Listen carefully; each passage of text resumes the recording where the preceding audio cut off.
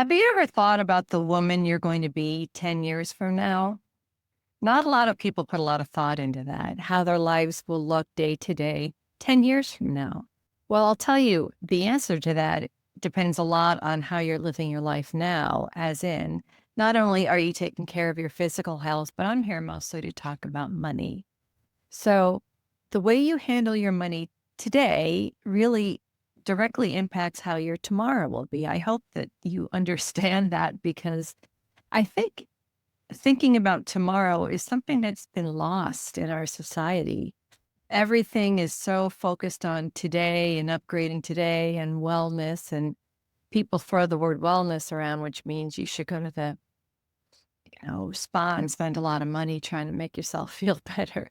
But I'm talking about living with security, financial security, and dignity. And that is something we all should want for ourselves. And I'm sure that we do. But the best way to get there is by your direct actions today. So let's talk a little bit more about that. Our lives are very busy. Midlife is a really busy time. Our kids may be sort of grown and maybe they're out of the house, maybe they're not, but our careers are busier than they ever have been. We're probably earning the most that we ever have and reached a height in our careers that is really something to be proud of. But these responsibilities to our kids, to our aging parents, to our careers, they pull us in a lot of directions. But one thing I want you to continually focus on is you and your future. And especially this is for the single women out there who maybe you're single again at this point in your life and it's not a place you thought you'd be. So I'm here for you because I'm single. My story is that I raised two kids on my own without a husband, and I had a busy career, and I did stop working a few years ago. And I am determined to help a lot of women because I worked in the corporate world, as many of us do. What I want you to think about routinely is that your future is coming, whether you are financially prepared for it or not. And the best way to make sure that your future is as secure and peaceful and dignified as you want it to be is to start thinking about that a lot right now. This is the time when you can do the things that will have the biggest impact on your future. So let's dig in. Midlife is a real turning point for us. We are at the height of our careers. We're making more than we ever have. But the truth is, we're sort of at the tail end of our careers. We don't have a whole lot of working years left. So it's really important to maximize the money that we're making now and do the most with it that you can for today and tomorrow. I'm not saying you should live a life of deprivation today for tomorrow, but I think that if we are honest with ourselves, our lifestyles are so much more extravagant than they used to be. I could say that's true for me for sure.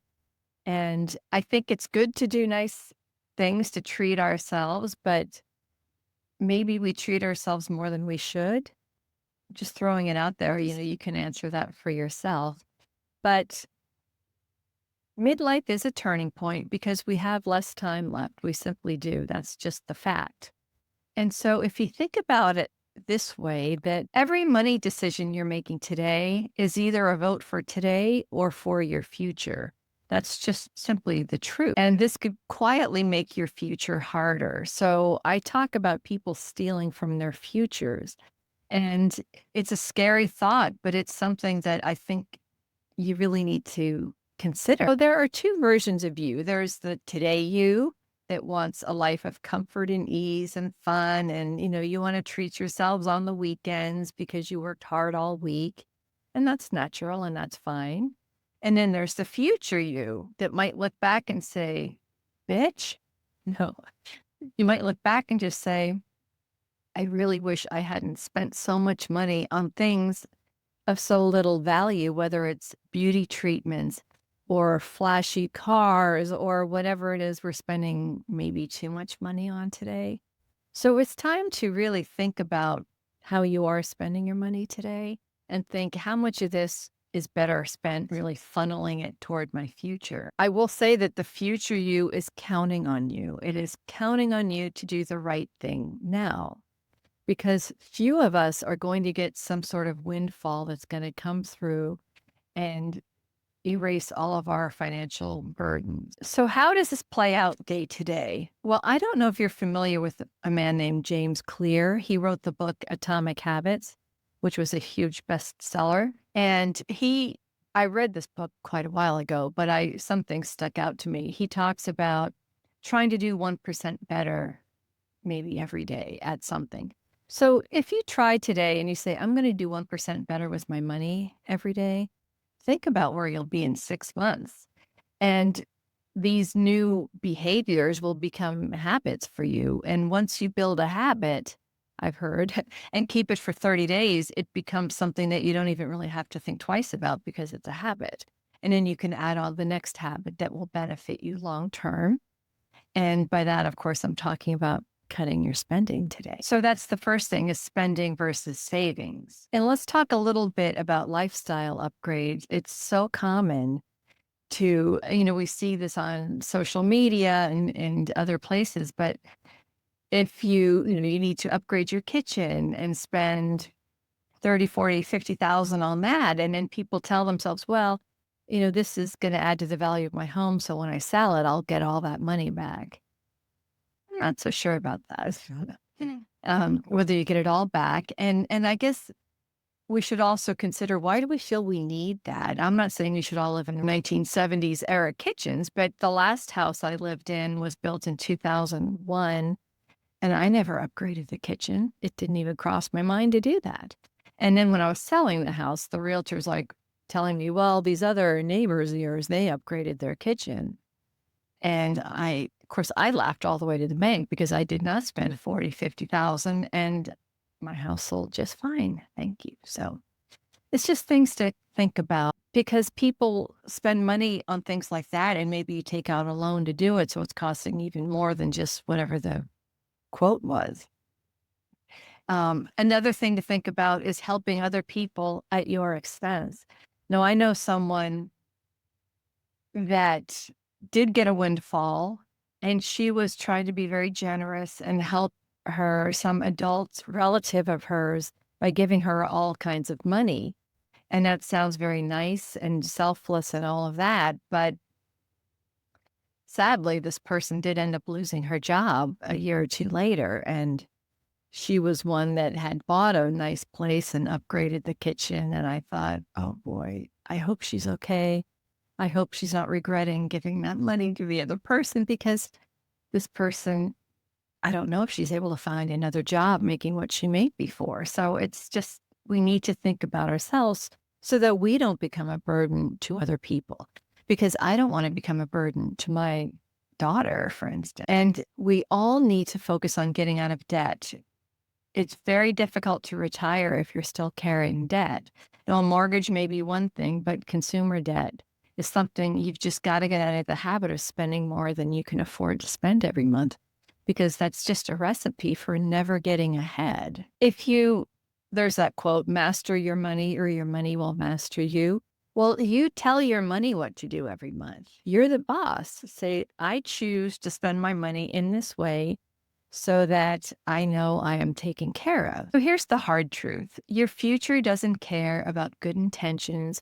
Your future doesn't care that you gave lavish gifts to your loved ones every year. No one is coming to help you. No one's coming to save you. You've got to look out for number one. This isn't about fear. It's about self-respect. I consider that it was my responsibility to do the best with my money, because I would be utterly ashamed if I had to go to my daughter and say, oops, can you help me out? And she would say, well, gosh, I thought we were kind of doing pretty well there by the way we live. So what does keeping your future in mind at all times actually look like day to day? Well, it's knowing your numbers. So number one, you should always know what your net worth is. And I hope you do track this every month.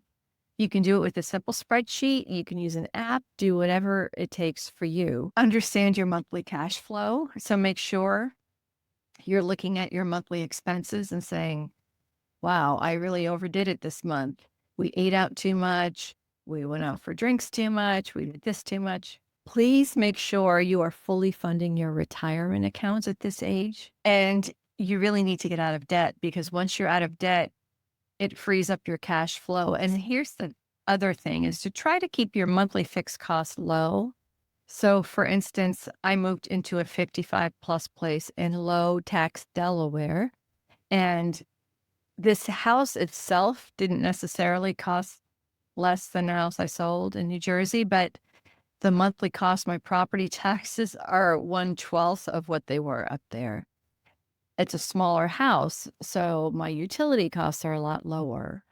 The HOA fees low. So I deliberately chose this house because I wanted my monthly cost to be low. And it's a beautiful house. I love it. It's brand new. And I'm like just a few miles from the beach, which I love. So, and actually, that is a solution for a lot of people. If you aren't where you want to be financially, if you don't think you're going to hit your goal, maybe 5 or 10 years from now, I'm not sure where you are. But for a lot of people, especially I lived in California 20 years, there are people out there with ridiculous amounts of equity in their homes. So that is a way you could solve a lot of your problems in one fell swoop, is maybe sell that house, move to a lower cost state, and you could be golden. It could be that easy, but a lot of people don't want to move because they like where they live. So just think about all these things, because I do worry that people are so focused on today that they're not focused on tomorrow. And I don't know about you, but my parents had pensions and they were very good savers, but they also had pensions. So most of us don't have that, meaning it's all on us to solve our own problems. So it is up to us. And we all, I hope this shouldn't be a surprise, of course, but look at your numbers, and Social Security is only supposed to cover, I read recently, like 30% of your income, something like that. So Social Security is not going to be the answer. So you've got to save, save, save, and get out of debt. And keep on thinking about the future you. Keep on thinking where you want to be and how you want to live. And if you're interested, I have created two things that may help you on this journey of yours. One's called the Midlife Money Mastery Toolkit, and the other is called the Debt Detox Toolkit. And you can see the links in the comments above if you're interested in picking up one of these very low cost products that can help you see where you are and help you take those next steps to get you toward that future that you want. So I will see you in the next video.